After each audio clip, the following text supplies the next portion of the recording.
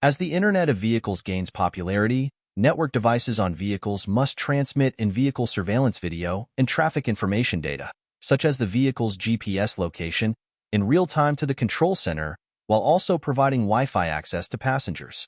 Traditional Wi-Fi AP cannot meet the requirement. In the case of bus applications, LTE Wi-Fi routers are deployed on vehicles. While the vehicle is normally driving on the road, the LTE network provides the network access. When the vehicle enters a station, the router automatically connects to the station's AP, and Wi-Fi provides the channel to access the Internet. When the vehicle leaves the station and the Wi-Fi signal weakens, the network routing switches back to LTE. We call this function auto offload. In simple terms, when the router can connect to the AP, it uses Wi-Fi 1 as the routing access point. When the router disconnects from the AP, it switches to LTE as the routing access point. From this requirement perspective, LTE Wi-Fi routers need to have LTE and 2 Wi-Fi radios in terms of hardware, and the software must support the auto offload function. WoMaster's WR322 series cellular routers fully meet these requirements.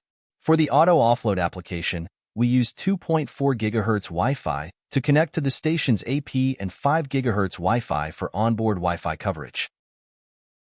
Open the browser and enter the device IP address. On the login page, enter the username and password, then click Login to access the device. Navigate to Network Setting, where you can see that the current device is operating in bridge mode. Click on the Cellular menu on the left side. You can see that the device is already connected to the LTE network and has obtained an IP address.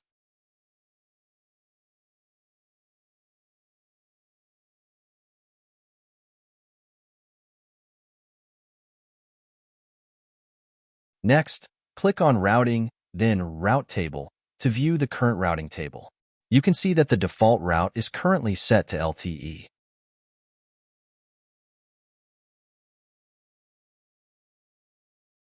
Now let's set up Wi-Fi.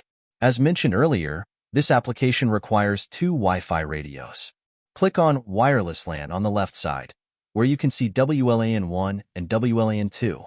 WLAN1 is for 2.4 GHz Wi-Fi, and WLAN2 is for 5 GHz Wi-Fi. Since we need to provide 5 GHz Wi-Fi coverage, we will first set up WLAN2. Click on WLAN2 setting. On this page, you can set the SSID and other parameters for WLAN2. You need to set the operation mode to AP mode and configure the correct SSID. Select the country where the deployment is located. For wireless mode, you can choose 802.11 AC to provide faster Wi-Fi connection speeds.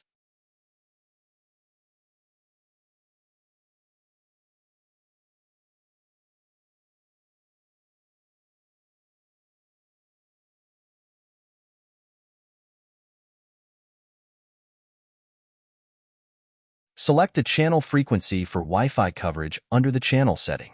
Click Submit to apply the settings and make them effective. If you need to set a password, click on WLAN2 Security. On this page, you can set the appropriate encryption method and passphrase. Here, you can choose from encryption protocols such as WEP, WPA, WPA2, WPA-PSK, and WPA2-PSK, depending on your specific requirements. Click on Submit to apply. Next, let's switch back to the WLAN1 settings page. We need to set WLAN1 to client router mode to enable the auto offload feature. This mode turns WLAN1 into a WAN port. Click Submit to apply the settings.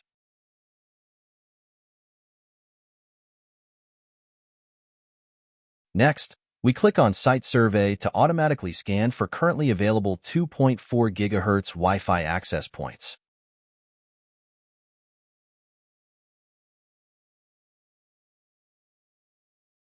Here, we select the AP with the SID WA512G by checking the checkbox next to it and then click on Select.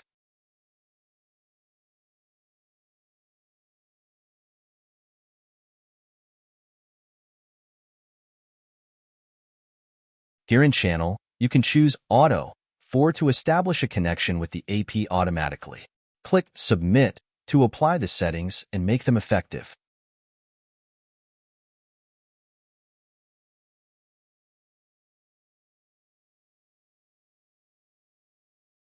Since the AP WA512G requires a password to connect, we need to go to WLAN1 Security to enter the password.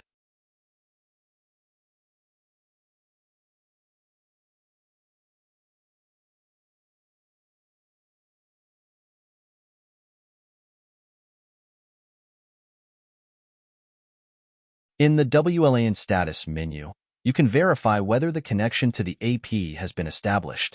If you see the MAC address of the AP listed, it indicates that the connection has been successful.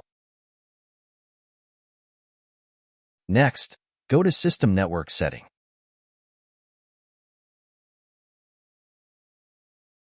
Here, WLAN1 is displayed as static IP, indicating it is currently configured with a static IP address.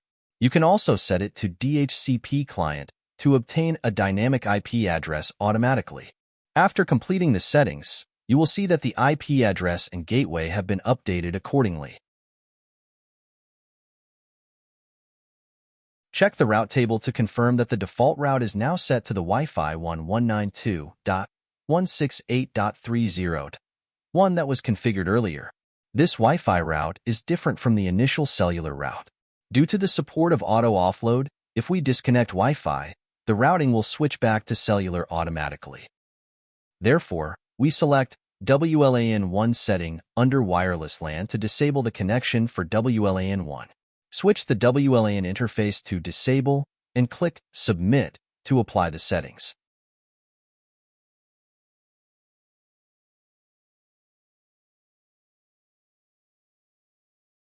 From the WLAN status page, you can see that WLAN1 status is down, indicating it is not connected. Also, the AP MAC address is not displayed, confirming the lack of connection. Next, let's check the current route table. The route table should show that the current route has switched back to cellular. Further, to test the auto offload, we go back to WLAN1 setting and change the interface to Enable. This will enable WLAN1 to connect again.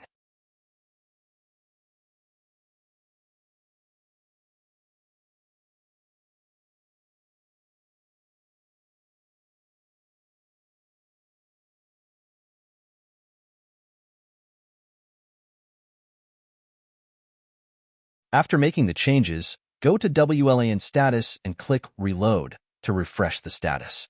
You should see that WLAN1 has reconnected and the AP's MAC address is displayed. Now, check the route table to confirm that the routing has automatically switched to WLAN1. This confirms that the auto offload feature is working correctly.